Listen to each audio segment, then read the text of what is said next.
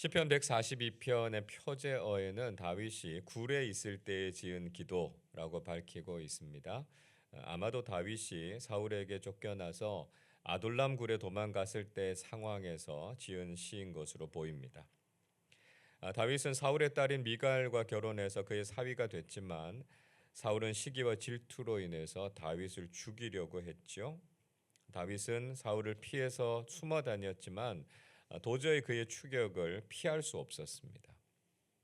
그래서 그는 블레셋 지역에 있는 가드 왕 아기스에게로 가서 정치적인 망명을 하려고 했습니다. 그러나 아기스의 신하들은 다윗이 자신들의 장수인 골리앗을 죽인 원수가 아니냐고요. 그를 받아주면 안 된다. 이렇게 반대했습니다. 이런 낌새를 눈치채고 다윗은 미친 사람 흉내를 내면서 자신의 수염에 침을 질질 흘리는 광인의 모습을 보였습니다. 다윗은 이런 기지로 겨우 생명을 건지기는 했지만 블레셋의 망명을 가서 그곳에서 안전하게 좀 있어야 되겠다 생각했던 계획이 무산되고 말았습니다.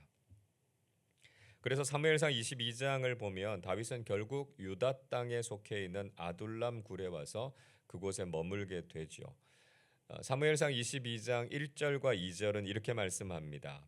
그러므로 다윗이 그곳을 떠나 아둘람 굴로 도망하매 그의 형제와 아버지의 온 집이 듣고 그리로 내려가서 그에게 이르렀고 환난 당한 모든 자와 빚진 모든 자와 마음이 원통한 자가 다 그에게로 모였고 그는 그들의 우두머리가 되었는데 그와 함께한 자가 400명 가량이었더라 말씀합니다.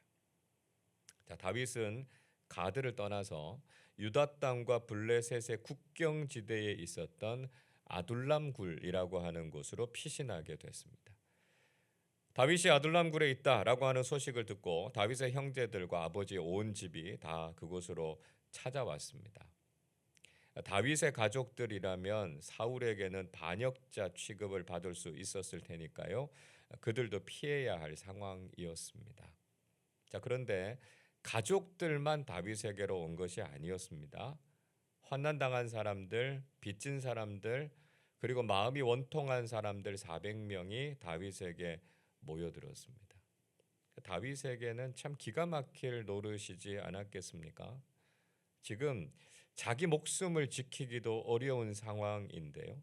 이렇게 많은 식솔들을 거느리고 있다라고 하는 것이 얼마나 힘든 상황이었겠습니까? 그러나 다윗은 자신과 같이 곤란하고 마음이 상한 사람들을 내치지 않았고요. 자신과 함께하는 운명 공동체로 여기고 받아들였습니다. 자, 우리는 여기에서 다윗이 얼마나 사람들을 잘 돌보고 아끼는 인물인가 하는 것을 깨닫게 됩니다. 그러니까 속된 말로 자기 코가 석자였지만 그래도 자신을 보고 찾아온 사람들을 외면하지 않았던 것이죠.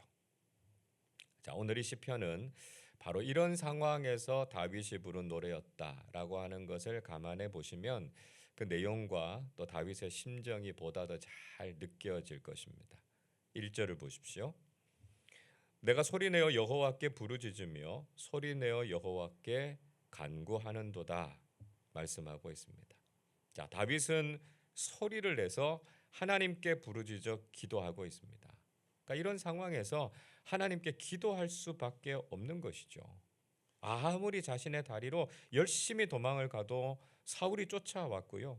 정치적인 망명을 해서 안전하게 있으려고 했던 계획도 다 무산되고 말았습니다. 그는 하나님을 찾으면서 하나님만이 자신을 도우실 분이심을 알았기 때문에 이렇게 하나님 앞에 기도한 것이죠. 다윗은 하나님께 자신의 원통함과 근심을 토로하고 있습니다. 2절은 이렇게 노래합니다. 내가 내 원통함을 그의 앞에 토로하며 내 우환을 그의 앞에 진술하는도다 말씀합니다. 다윗은 자신 안에 있는 원통함을 하나님께 호소하고 있습니다. 자신은 하나님과 이스라엘 민족을 업신여기는 골리앗을 향해서 의분이 일어났고요. 하나님께서 도우셔서 골리앗을 무찔렀습니다. 그리고 그는 이스라엘의 구원자가 됐죠. 그의 공을 높이 사서 사울도 자신을 사위로 삼았습니다. 그런데 지금은 왕의 미움을 사서 마치 이스라엘의 반역자 같이 됐고요. 동굴을 전전하면서 도망 다니고 있는 자신의 상황을 생각하니까 너무 억울하고 원통했던 겁니다. 지금 자신이 무슨 일로 근심할 수밖에 없는가 하나님께 아뢰고 있습니다. 사울은 자신을 죽이려고 혈안이 되어 있었고 혼자 숨기도 어려운데 400명이나 데리고 있어야 하는 상황이 너무 위험한 상황이었다는 거죠. 다윗은 주변에 자신을 공격하고 해치려고 하는 사람들밖에 없다 이렇게 말하고 있습니다. 3절에 보시면 자신의 내면이 상해서 무너지는 것을 경험했고요. 자신을 잡기 위해서 덫을 놓는 사람들도 있었습니다. 다윗은 인간적으로 자신을 도와줄 수 있는 사람이 아무도 없다고요 호소하고 있습니다. 4절을 보십시오. 오른쪽을 살펴보소서. 나를 아는 이도 없고 나의 피난처도 없고 내 영혼을 돌보는 이도 없나이다. 다윗은 오른쪽을 보아도 자신을 알아주는 사람이 없고 자신이 안전하게 거할 수 있는 피난처도 또 자신을 돌봐줄 수 있는 사람도 없다 이렇게 탄식하고 있습니다. 세상의 모든 도움과 소망이 다 사라지고 위험한 곳에 혼자만 내던져진 것 같은 위기와 불안함을 느끼고 있었던 것이죠.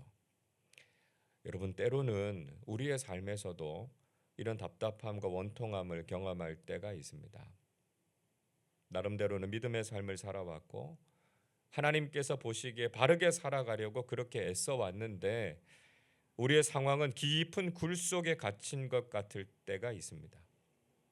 내 문제도 해결하기가 어려운데 때로는 다른 사람의 문제들까지 내 어깨 위에 놓일 때가 있다는 거죠. 나를 도와줄 수 있는 사람들은 하나도 보이지 않고 누구 한 사람과도 상의할 수 없는 막막한 상황을 만나게 될 때가 있습니다. 여러분, 우리가 이런 상황이 되면 하나님께 부르짖어 기도하게 되지 않습니까? 세상의 모든 소망과 기대가 다 끊어져도 우리가 부르짖어 기도할 수 있는 하나님이 계신다라고 하는 사실을 깨닫고 믿음으로 간절하게 기도하실 수 있기를 바랍니다. 자, 다윗은 그 어떤 상황 속에서도 하나님만이 자신을 지키시고 보호하시는 분이시다라고 하는 것을 고백하고 있습니다. 우리 5절 말씀을 같이 읽겠습니다. 여호와여, 내가 주께 부르짖어 말하기를 주는 나의 피난처시요 살아있는 사람들의 땅에서 나의 분깃이시라 하였나이다. 다윗은 인간적으로 그 어떤 소망도 보이지 않았지만 여전히 하나님께서 자신의 피난처가 되실 것을 믿었습니다. 아무도 자신의 편을 들어주지 않아도 하나님께서는 산자들의 땅에서 자신을 지지해 줄 수 있는 분이시다 하는 것을 신뢰했던 것이죠.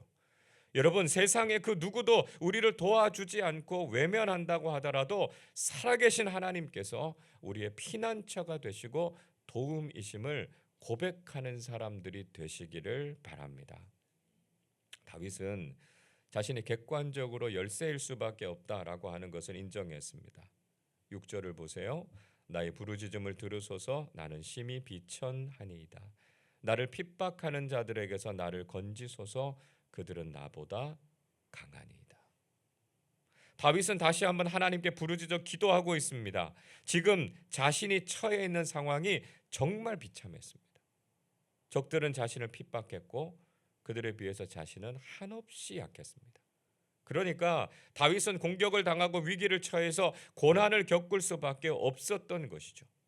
우리를 공격하는 어둠의 세력들과 세상의 권력들 앞에서 우리도 이런 위기를 경험할 때가 많습니다. 세상은 너무나 크고요. 그에 비해서 우리는 정말 보잘것없습니다.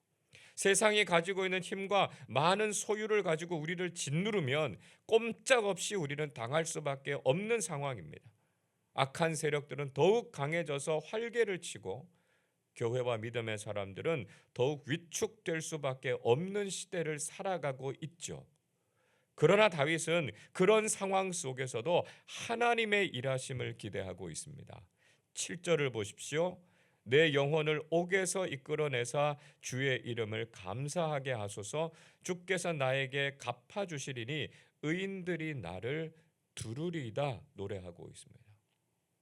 다윗은 자신을 감옥에서 끌어내어 주실 하나님의 이름에 감사했습니다. 지금 자신이 처해 있는 상황이 마치 감옥에 갇힌 것과 같이 답답한 상황이었지만 하나님께서 자신을 반드시 이끌어내실 것임을 믿었던 것이죠. 마치 다니엘의 세 친구들이 뜨거운 풀무불에 던져졌지만 그곳에서도 자신들을 보호해 주시고 건져 주실 하나님을 의지했던 그 믿음이었습니다. 그리고 하나님께서는 자신의 모든 원수를 갚아주시고 결국은 의인들이 자신을 둘러서게 되는 날이 올 것을 확신했습니다. 지금은 깊은 굴 속에 갇혀서 아무도 자신을 도와주지 않는 것 같지만 하나님께서 그 속에서 건져주시고 믿음의 사람들과 함께 승리의 영광을 누리게 될 것을 기대했던 것이죠. 여러분, 우리가 믿음의 삶을 살다가 세상에 포위되어서 갇힌 것 같은 상황을 만나게 될 수 있습니다. 세상은 다 나를 공격하는 것 같고 누구 하나 내 편을 들어주는 것 같지 않아서 외롭고 답답할 수 있습니다. 그러나 그 상황 속에서도 하나님은 우리의 피난처가 되시고 우리를 지키시는 요새가 되심을 고백하실 수 있기를 바랍니다. 지금은 이 힘겹고 암울한 상황 속에서 반드시 건져주실 하나님이 계신다라고 하는 것을 우리가 믿고 하나님 앞에 감사의 찬양을 부르면서 믿음의 승리를 경험하실 수 있기를 바랍니다. 우리의 삶을 지키시고 돌보시는 하나님이 계신다는 것을 반드시 기억하시고 오늘도 담대하게 믿음의 길을 걸어가실 수 있기를 주님의 이름으로 축원합니다. 기도하겠습니다. 우리의 피난처가 되시며 구원자가 되시는 하나님께 감사와 찬양을 드립니다. 믿음의 길을 걸어가다가 억울하고 원통한 상황을 경험하게 되기도 하고 모두들 자신을 공격하려고만 하고 나를 돕는 사람들은 하나도 없다고 느껴질 때가 있습니다. 그러나 그런 상황 속에서도 낙심하지 않고 하나님께 간절하게 부르짖어 기도하는 사람들이 되게 하여 주옵소서. 오직 우리를 도우실 분은 하나님밖에 없음을 의지하게 하시고 세상의 힘과 능력이 아니라 전능하신 하나님만 바라보는 믿음을 갖게 하여 주옵소서. 악한 세상이 아무리 강하다고 하더라도 하나님께서는 깊은 굴 속에서 우리를 건져내시고 하나님의 영광 가운데로 인도해 주실 것을 믿습니다. 우리가 그 소망과 기대를 가지고 오늘도 우리의 도움이 되시고 피난처가 되시는 하나님만 신뢰하게 해 주옵소서. 오늘도 인생의 문제 앞에서 부르짖어 기도하는 믿음을 허락해 주시고 하나님의 선하신 손길로 인도해 주시는 은혜를 경험하게 해 주옵소서.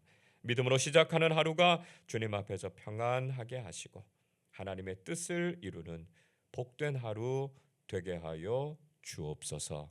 감사드리며 우리 주님 예수 그리스도의 이름으로 기도하옵나이다. 아멘.